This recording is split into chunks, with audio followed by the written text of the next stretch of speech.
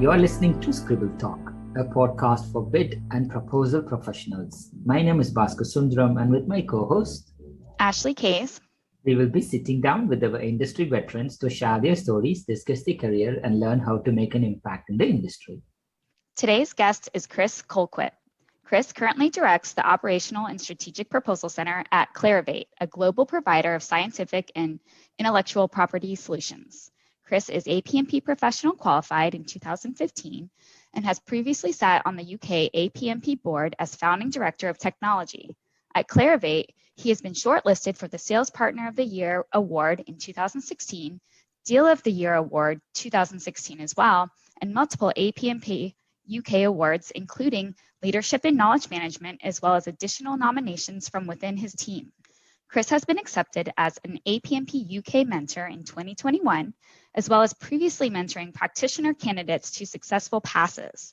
Chris is finalizing an undergraduate degree at the Open University in the UK in psychology and hopes to progress into doctoral research, exploring the psychology of the bids and tenders market from 2022. Oh my gosh, that's impressive. In his spare time, Chris enjoys spending time with his family, especially at the movies, growing at the family allotment, and training together at Taekwondo. He studies and is an avid runner, having recently completed a 100-kilometer ultra marathon in London, with more booked for 2022. Wow. He loves camping and is an active volunteer for local community ventures such as Green Slate Community Farm in Wigan.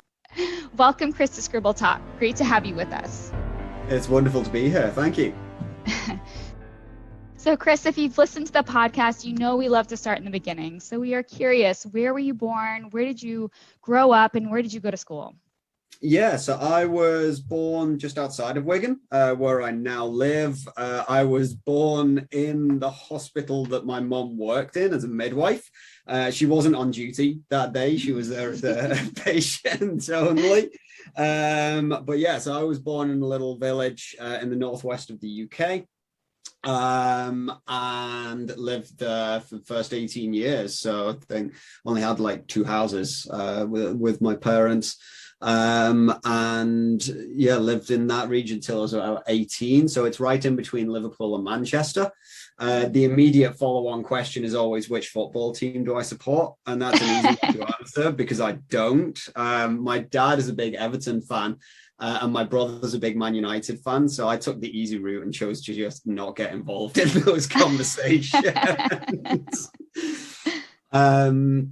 So yeah, I went through school in that local area. I was really fortunate. I went to a really good high school, Rainford High School, which was one of the top seated. I always want to say public schools in the UK, and that's not right because public school means that you actually paid to go there, and we didn't. So I was in a state school.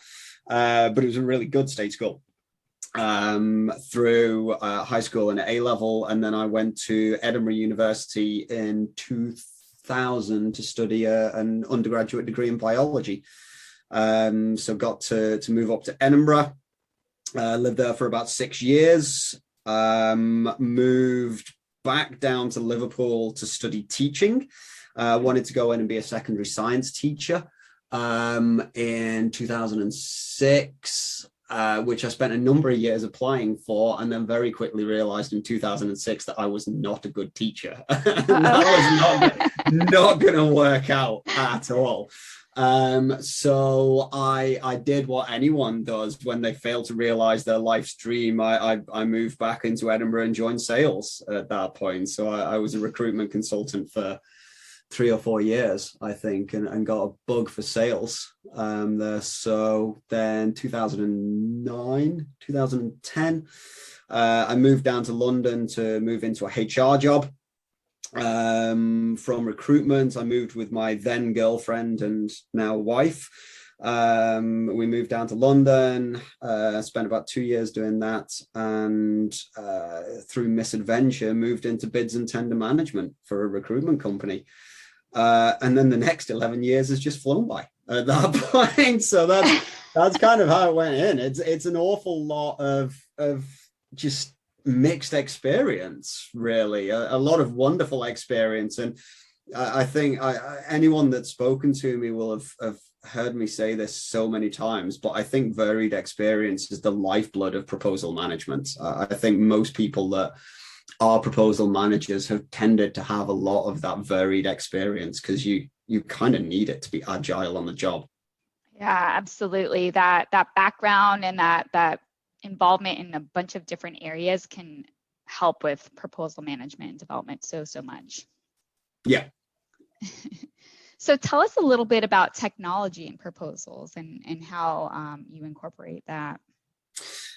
Oh, so this was a weird one, and I can't speak as any kind of expert on this. I can speak as a user. And it was weird because I set up the technology chair at UK APMP and acted as the first director of technology there. And it was very much through that lens of not an expert. There's people out there that know infinitely more about this technology than I do, and Bhaskar is definitely one of them.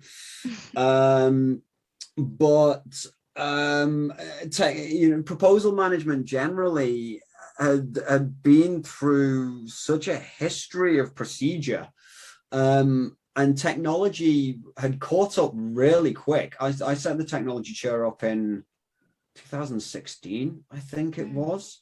And it was primarily with a view to gain a better understanding of what technology was available for the APMP members, especially in the UK, how technology was becoming part of the conversation, because that just wasn't being done in a structured way. People didn't have good access to technology. They didn't really have good understanding of technology. And also technology was such a broad term. You had everything from the proposal automation softwares like Lupio or RFPIO or Qvidian running at the time, through to some industries using really complex project management or accounting tools to do this, all the way back to everyone having Microsoft Word on their laptop and not a single person in the world ever having gone through training on it. So, technology was continually being used, and everyone was sort of sat there talking about artificial intelligence and talking about robotics and are we going to see AI displacing proposal managers? And yet, nobody was actually getting trained on Microsoft Word, which was right there in front of them at the time.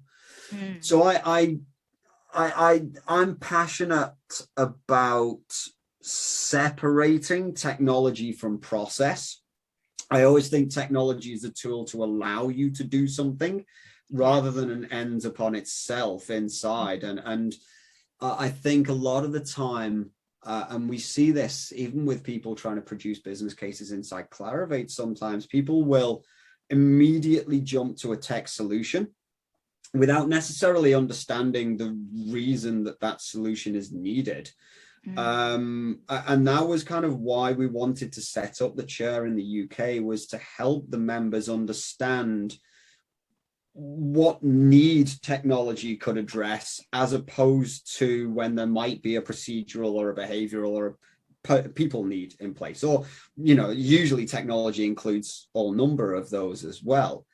So I'm a huge fan of believing in technology as a tool or a way to achieve something, but quite often there's behavioral pieces that underlie it as well. So, going back to things like the proposal automation software, we had a business case in for about 2 to 3 years when I set the team up at Clarivate to bring in proposal automation software. And I said no. The budget sat there for 2 years. Me and my boss agreed at the time that if we couldn't curate content effectively the old-fashioned way, then we weren't going to spend money on a platform that would allow people to find bad content quicker, because actually it would just tank the win rates. All we would do would enable people to write bad proposals more effectively. And that was just against our charter that we set the team up. So we said no. We eventually lost that funding after 2 years. The business got tired of asking us whether we wanted to spend money or not, and decided that the answer was no. But yeah, sorry, I've sort of rambled on that one. I apologize, but it's, you know, for me, it's always a case of understanding how technology can achieve something and what you're trying to achieve, rather than just sticking the technology in itself. You know, we've gone through a massive acquisition period at Clarivate, and that puts huge stress on our internal technology environment. And that means that we have to question new technology. We can't just resort to new technology as a solution on things. And it's a good way of approaching it. You know, we can't just turn around and go, oh yeah, we'll stick another marketplace app on our Salesforce instance, because it might be 3 years before that app gets switched on because we've got to integrate another company. Whereas actually you could put through a behavioral solve much more quickly instead. So, you know, my opinion of technology is always that it's a means to an end rather than the end itself. Oh, absolutely. Such a great perspective. And I agree so much with everything you've said about the technology needing to support the process. And if you don't have the process in place, the technology isn't going to solve your problem. So such a great role within the APMP UK, so different from our technology chair in the NCA chapter, for example. And I love kind of the more involved and innovative viewpoint that chair has. Our technology chair really just supports back-end IT and is not as exciting. Yeah, don't get me wrong. I was setting up an awful lot of email addresses while I was in that chair as well. But yeah, you know, the first conference that we ran under, we had a panel in place with a great guy, Ian McGill, that ran a public sector pipeline monitoring technology. So he was using open APIs to gain better visibility into public procurement.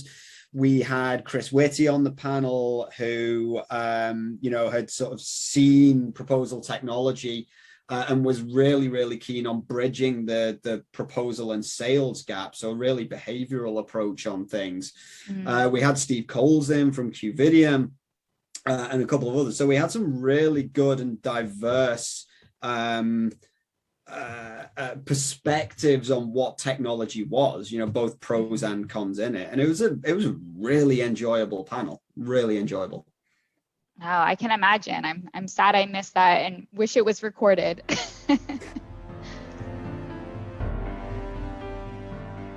So over the years, I'm sure you've had some memorable proposals being in it for so many years. Any that stick out in your mind? Yeah, there's a couple. I'm not going to name names.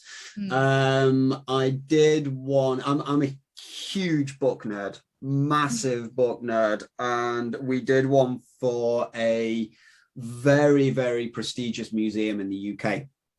And I'm a huge fan of the little things along the way. I adored theatre. Like when I was going through high school, I never kept up with it, but I firmly believe in putting a show on. And this museum piece, we produced the written proposal so that it looked like something that you would pick up in a museum gift shop. So it was printed on black paper. You know, we literally, as part of the proposal project, we went into the museum gift shop and looked over, you know, the books of the month and all of this sort of thing. So inside, you opened it and it was printed on black paper. It mimicked the layout of some of the museum's exhibition guides. And it was glorious. You know, we worked with our print partner at the time to put it in hardback and everything. And it really was nice. I was with Strategic Proposals at the time, and I know John Williams was a huge fan of that one. He still talks about that to this day. Oh, I'm sure. That was a lot of fun to put together. We did another one, similar vein, but we did it for a large recycling and facilities company in the UK. And again, we worked with the same print partner. And we did the entire thing on recycled materials, and not just recycled paper. Like, we actually got cardboard boxes out of the print partners, not waste bin, but like the pile for the waste bin. And we actually created the covers for the proposal out of that cardboard. So they printed onto it. We then had 100% recycled paper inside. We had string binding holding the whole thing together. And then it went into a cardboard display case to be presented to the customer. And it was, you know, each proposal, I mean, must have cost about 20 pence to produce. The print partner billed us for a hell of a lot more than that. But materials wise, it probably cost about 20 pence. But, you know, for this recycling firm, we could go back to them and could gladly put on the back of it that the proposal was 100% recycled and recyclable. And it was glorious. You know, it looked beautiful. It really popped off the page. And the company loved it. You know, they turned around and said it's something that they'd never seen before. And I'm a huge believer in initial impact. So for me, I'm a big book nerd and document nerd. I love printed proposals. We don't get to do them very much anymore. Almost everything is sent by PDF. But if we do get the opportunity to do hard copy, I really like making an impact on that. So those are two of my favorites.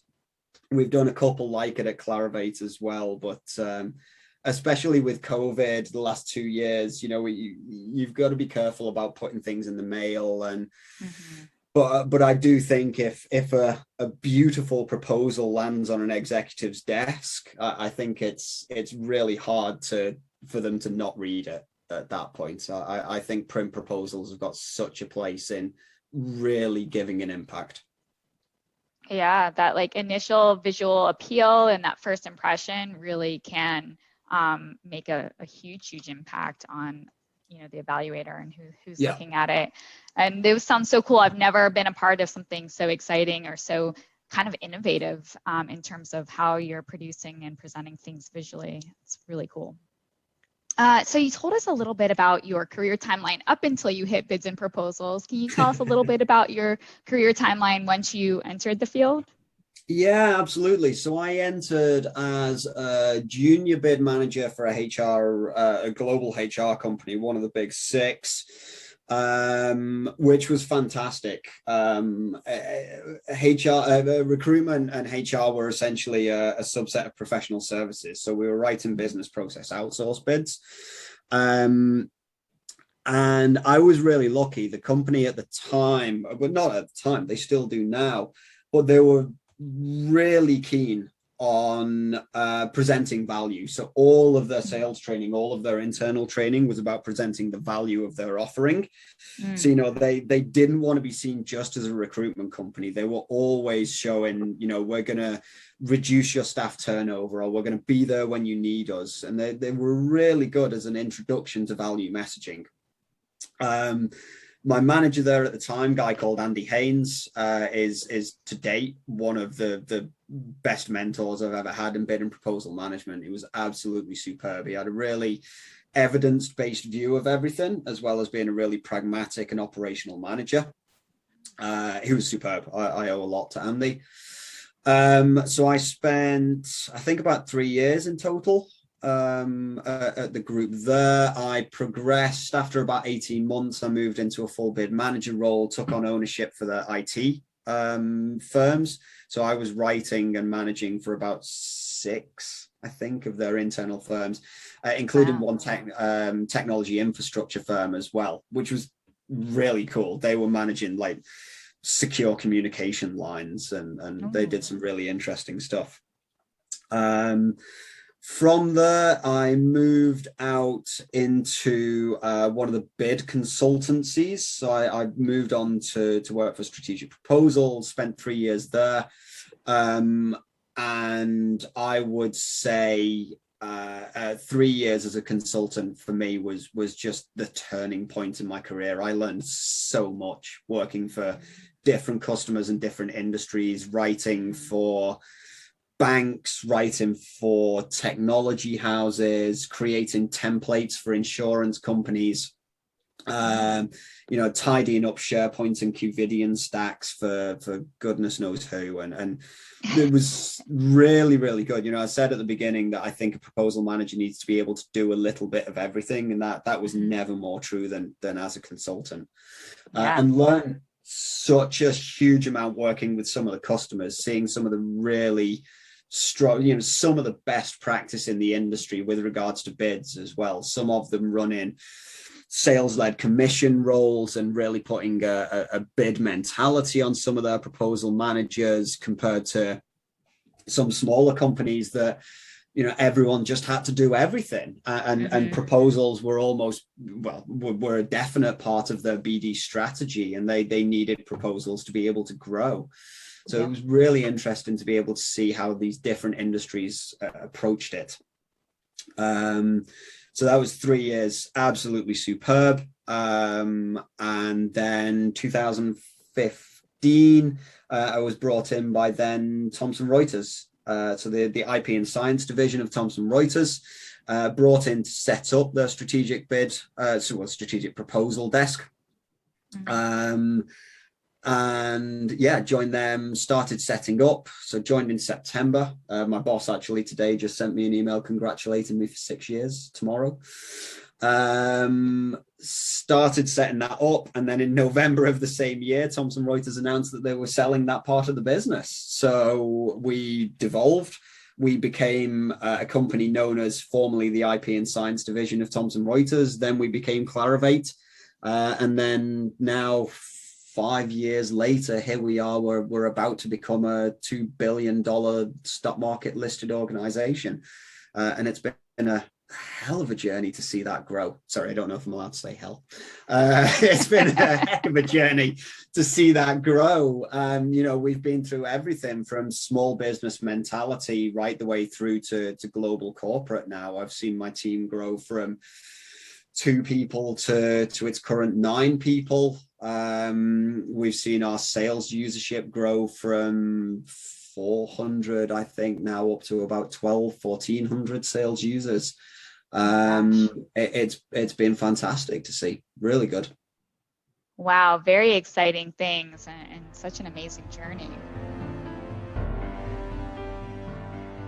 So we're going to pivot a little bit into APMP. We talked a little bit about your involvement in the APMP UK board as the technology chair, and some really amazing contributions in that vein.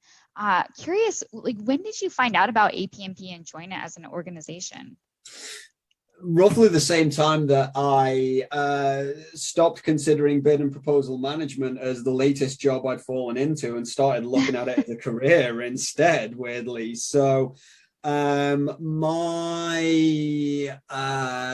second manager back at the recruitment organization, Sarah Latham, again, someone that I adore and I owe a lot to, she was heavily in with APMP. And she brought in one of the strategic proposal guys, I think in 2011, to carry out some APMP training. And it was awesome. I'd been doing bids and proposal management for about 18 months at that point, and had started looking at some of the parallels with structured project management. I did some of the Prince 2 training. I was a little underwhelmed. Like, Prince 2 is a lot for proposal project management. It's really, really structured. And especially in recruitment, we were running proposals down at 4 to 6 weeks instead of 4 to 6 years at that point. So Prince 2 wasn't ideal. So we got tagged on to APMP, and a huge amount of the foundation training and the introduction training really made sense. I really, really enjoyed it. And I went to the first APMP conference, not the first, my first APMP conference in 2011, I think. And it was just a game changer for me to be sat in the same room complaining about the same thing as hundreds of other people about being undervalued and overworked. But also, the psychology of the whole thing on value propositions and making sure that you could answer the so what game. And to date, I can't remember if it was this first conference I went to or the second, but it was the year that David Magliano presented out on A Tale of Two Bids, where he contrasted why the UK won the 2012 Olympics and why they lost the 2016 World Cup hosting rights.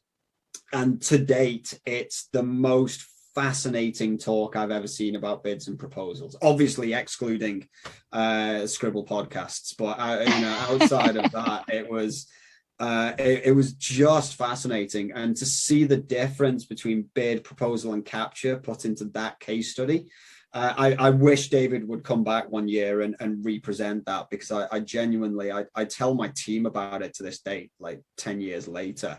And I feel sorry for anyone in APMP that did not see that talk, because it was astounding. And we got to hold the actual 2012 Olympic bid in our hands at the end, and it was beautifully produced. So again, book nerd. But yeah, sort of attending that conference and seeing like minds and being able to talk and laugh and commiserate and drink heavily with peers really just sealed it in for me on that. So I've been to almost every conference since. I think I started presenting at conferences a few years after that. 2015, I think, was my first. And yeah, the certification was in. I took my foundation early on. I then took my practitioner while I was a consultant, and then did my professional. I submitted my change case study from Thomson Reuters. To date, APMP qualification is a prerequisite to enter my team. If someone doesn't have it, they're expected to gain it in the first 6 months. I think APMP is superb, as a guideline and a structure for everything that we do. I love it. Yeah, absolutely. And you've made me jealous with all of these amazing presentations that I've missed out on. You talk so passionately about them. I need a recording of all of them. The David Magliano one, if a recording was available, I think I'd probably, there's a few books that I have like this that I just read about twice a year, because they always want rereading. I feel like Magliano's talk would sit like that on a podcast as well. It was just superb. Yeah, absolutely. So those books, tell us a little bit about those books that you read every year. So some of my favorite books for this type of thing, the one I always go back to is Made to Stick by Chip and Dan Heath, which is a classic of communication. And it's written by two academic brothers. Chip Heath, I think, is at Stanford, but I'd have to look at that and read it up. And Made to Stick by Chip and Dan Heath should be prerequisite reading. I know Bob Cialdini's stuff, which I'll come to in a minute, is in the APMP syllabus. I think that Made to Stick by Chip and Dan Heath should be as well. It covers the fundamentals of what makes an idea sticky. And they look through some of the best pitches that they've ever worked on and supported. They look through some of the best message delivery across the world, advertising campaigns, marketing campaigns, public health campaigns as well. And they view them through a lens of some of the things that really make a sticky message compared to one that people will just forget. And they put a framework in place. And I can't remember what it is now that I'm on the spot, but it includes things like making sure that you tell something as a story, making sure that it has an evidence base, making sure that you put a surprise in, a twist in, and confront expectations. And it's written in a really enjoyable and approachable manner. It's just a joy to pick up and read, both as a bedtime reading book, but also as a piece of academic literature that supports bids and proposals and any communication management as well. I think that's an absolute must read. The other one is Bob Cialdini's work on persuasion and persuasion, written in a very similar vein to Chip and Dan Heath.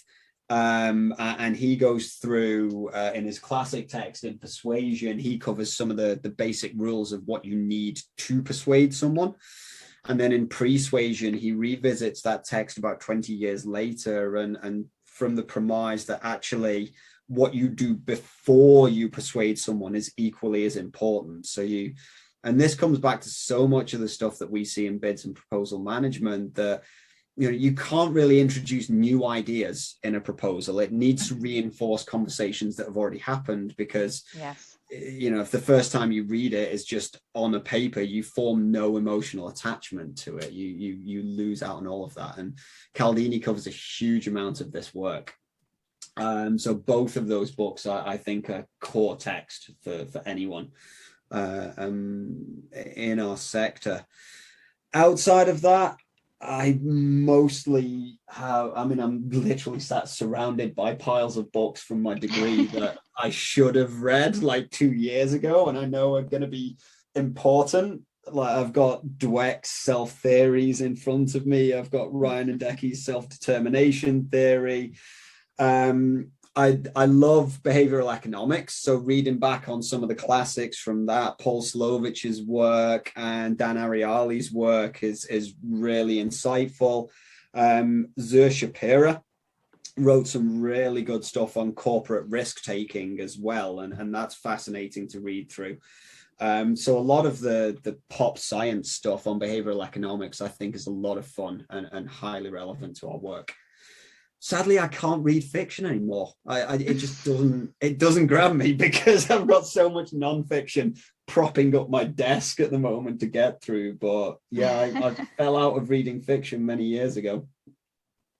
Oh my gosh, it sounds like you have some amazing texts on your desk and in your bookshelf, and I've written down a few that I'm definitely going to check out.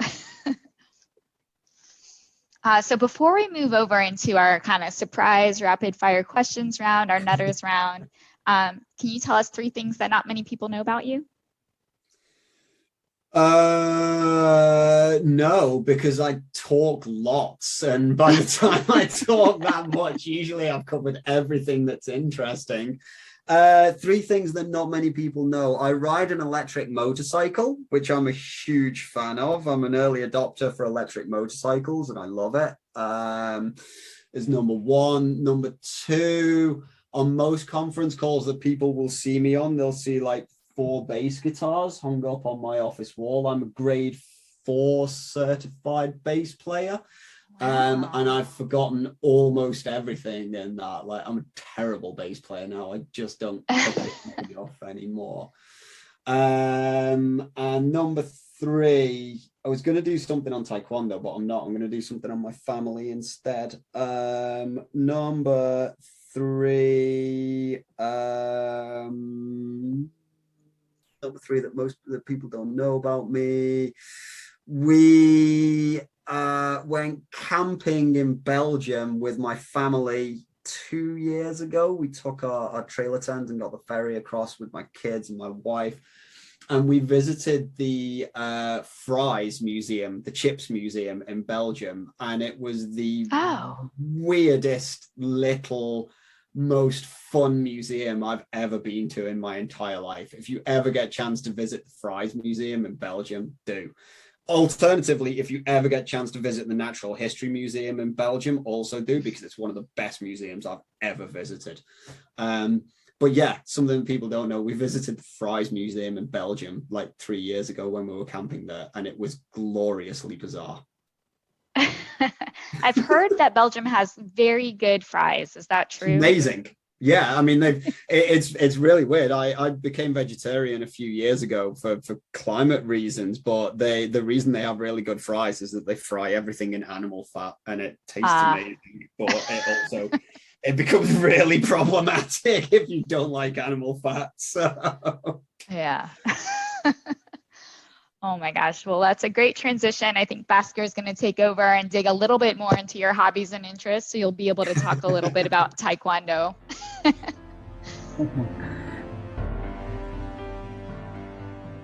Thank you, Ashley. Definitely, Chris. Chris, before we move in, there's Taekwondo and also this 100-kilometer ultra marathon.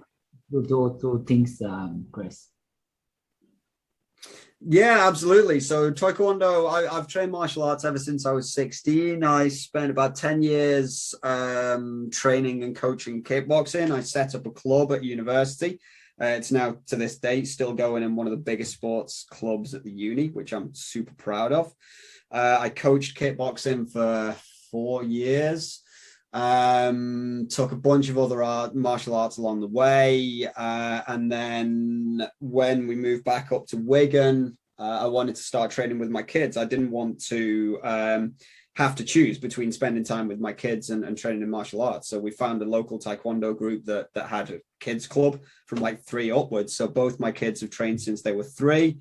I'm going for my black belt in a couple of weeks' time, actually. My son's grading. He's about halfway through his belts at the moment. My daughter is in the intermediate classes coming up into full. And my wife started about 4 or 5 months ago. So she's going to grade at Christmas as well. So we love it. We get there a couple of times a week. And we always laugh and say, if nothing else, it's just cathartic. It's family therapy. You know, where else do you get to chill with your family and then like allow to just punch each other for 30 minutes, just work out any stress? And I think when my kids are teenagers, I think they're going to really appreciate those sessions. And then running, my family are all huge runners. My cousin is trying out for Team GB, both in the Commonwealth Games and the Olympics. So I'm super proud of him. My mum and dad met at a running club. So running's always been part of my family. I fell out of it for many years. And then during the lockdown, it was just the easiest thing to get back out and do. So I was lacing up every day and getting back on. And many years ago, the year after my son was born, I did a 2-day ultra marathon running Hadrian's Wall from Carlisle to Newcastle in the north of the UK. So that was 70 miles over 2 days. And the company that does that are very good. I've run a bunch of their stuff. And they had, you know, so I fancied doing something big, to be honest. I wanted to train towards something. So they had this run from London to Canterbury down the original Pilgrims Trail to Canterbury Cathedral. So that was 67 miles all in one go. So, you know, for some reason, my brain is broken. And instead of looking at 67 miles and thinking that's ridiculous, I looked at it and went, yeah, sure, why not? That makes sense. Why wouldn't you run that instead of driving it? So we did. I did a bunch of training for it over winter. Signed up for it and decided to really seal in and started to raise sponsorship. So I ran for a charity called Plan International and raised just under £2,000 for Plan International on that. So that was, I really like it. They sent me an email and said, you've raised enough to build a school in South America. Build a playground on a school in South America for £1,900. So I love Plan International. I'm going to keep running for them. But it gets me out every day. It gets me out for half an hour. It gets the blood pumping before I sit down at my desk.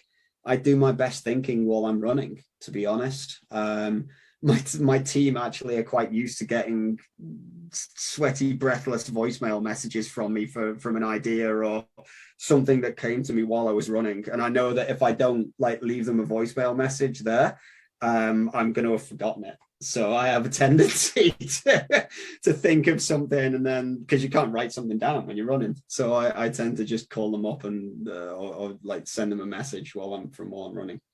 But yeah, it helps clear my mind. I do my best thinking, and certainly helps to counteract the 10 hours a day we sit on our butts doing this job sometimes. Totally, Chris. I'm so impressed, as you rightly said.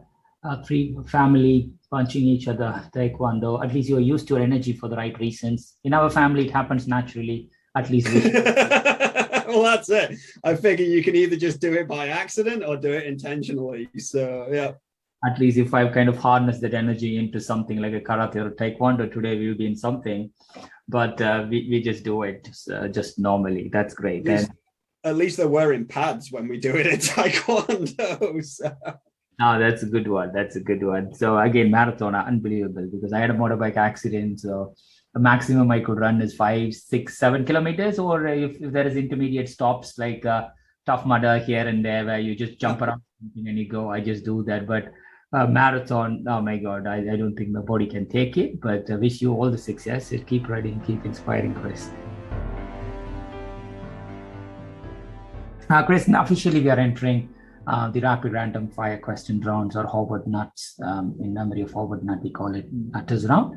So first thing in your mind, there is no right or wrong answer. Fast, whatever comes in your mind, and Sure. time starts now. What's the naughtiest thing you have done in school?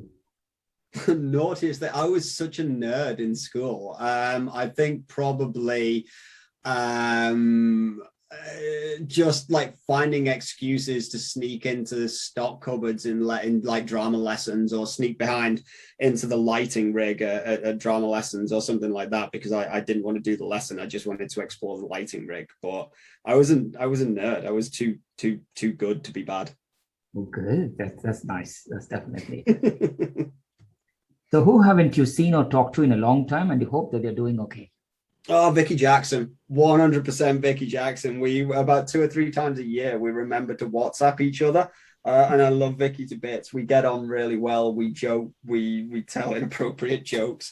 I love Vicky to bits, and I don't speak to her enough. Oh, nice. So, as you know, Paralympics has happened now, and the Olympics happened a few weeks ago. So, if you could be an Olympic athlete, in what sport would you compete other than running and taekwondo? Yeah, I'm not going to do running or taekwondo. What would I compete in? Oh, the Tokyo had some amazing new sports in it. So like skateboarding or BMX or speed climbing or any of the gender equal sports. I think I'm going to change my answer and go for any gender equal sport, because I'm super glad that those are in the Olympics now. Nice, definitely. What gadget would you seriously stockpile if you found out that they weren't going to sell it anymore? One electric motorbike nearly bankrupted me, so I'm not getting a load of those in. I think something ridiculous and nostalgic from my childhood, like Pop-Tarts. Like I don't eat Pop-Tarts anymore because they're just sugar bombs. But you know what? I don't regret eating them as a kid. And I steer my kids away from them in the supermarket, knowing that I'm like ruining their life by feeding them Pop-Tarts. So yeah, something like that, like Pop-Tarts or Nerds, any of those ridiculously sugary snacks that we grew up with in the 90s. Oh, brilliant, definitely. So have you ever cried at a movie? If so, what movie was that? I suck at this. As soon as like background music picks up, I'm in tears every single time. So I couldn't tell you which movies I've cried at, because it's all of them. Like even the Marvel ones now, if someone's given an inspirational speech with background music in, I'm in tears at that point. So yeah, I'm terrible. I cried at my own wedding, which my brother would no doubt delight in telling people. I'm awful for it. It's so beautiful, Chris. It's just so lovely, because again, anything violin triggers me. It triggers it immediately for me. You know, you don't need to do the fast classical or anything related to violin. Yeah. Very quickly. So that's great. So obviously we were in lockdown for the past 2 years, and if you could visit any place in the world right now, where would you choose to go? I actually had this conversation. I've just got a new staff member started in my team, and he lives in Malaysia. And I've always wanted to visit Thailand, Malaysia, and most of that Southeast Asia region, except my wife and I gave up flying 3 years ago. So we now talk, like when we retire, we want to go on around the world on boats and trains. So I really look forward to visiting Southeast Asia without flying. Oh, without flying, that's a caveat. Nice. So from that perspective, like most places are of interest to me now, because they're really hard to get to without flying. I mean, like I'm sure with this current crisis, there are other ways of doing that.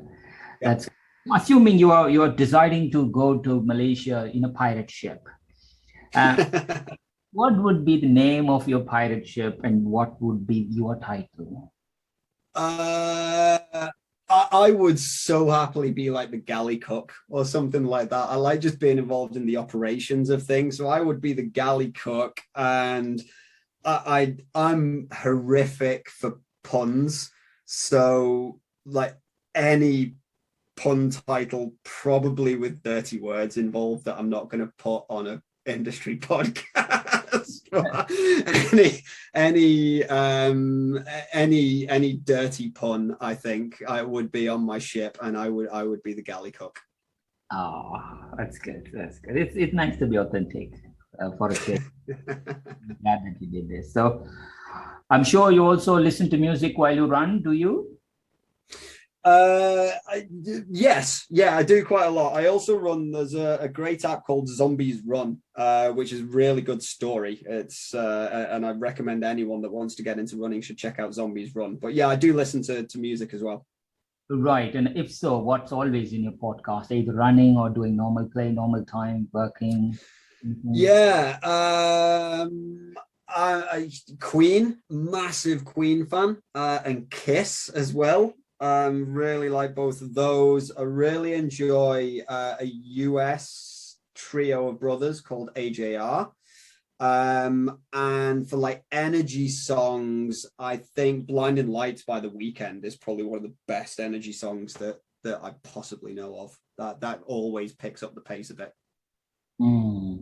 Totally. What's the nickname that your friends have given you? I'm not going to say that on an industry podcast either. That's back there with dirty puns and pirate ships. We didn't really have nicknames. Like at our high school, we tended to just get called by our surnames. So actually, I was just Colquitt, and still am to so many of my friends that I came through school with. We're just Colquitt. So we didn't really have nicknames. So who are the people who have been the most influential in your life and career? My parents, and especially my dad. Well, my mum, because I've inherited most of her personality, but my dad, because I aspire to be more like him, even though we argue at the drop of a hat. And then I actually put this out on a LinkedIn post a few months ago. There's 3 people, I think, now that as a manager and as a director, I hear their voice come out. And that was Andy Haynes, Sarah Latham, and Graham Ablett, and all 3 of those have been hugely influential to me. Nice. Other than your parents, anybody else who would you like to say in your family? I'm just giving you a tip here. What, my brother, my wife, my kids? Oh, yeah, of course. You need to go back home. I'm sure your wife will listen to this, Chris. I've made it safe today so that the punch that you have doesn't come straight to your face. So yeah, she'll make me regret that one at training next week. Exactly. But don't worry, at least now we have captured it here. That's good. So who is the kindest person you know? Oh, that one would be my wife, definitely. She's awesome. She will always go out of her way to help anyone. That's great.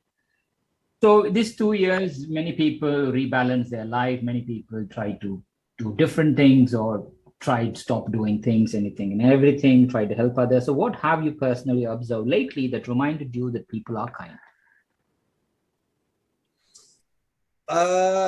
Yeah, no, nothing. I've kind of always worked at this pace. So, all the way through uni, continuing to study a degree, running, that kind of thing. I haven't, apart from just seeing less people, nothing's changed too much from my side these last 2 years. I've not really, the running I've started new again, but I've picked it back up. So no, not too much. I'm always doing stupid stuff. Perfect. Keeping stupid stuff because that's what keeps us sane, Chris. Yeah, absolutely. It's all about perspective. You don't know if you're doing something sensible if you didn't do something stupid yesterday. Exactly. As they say, there is no normal anymore. So we have to be slightly different. That's great. So what's one common myth about our profession that you want to debunk? One common myth about our profession that I want to debunk. I'm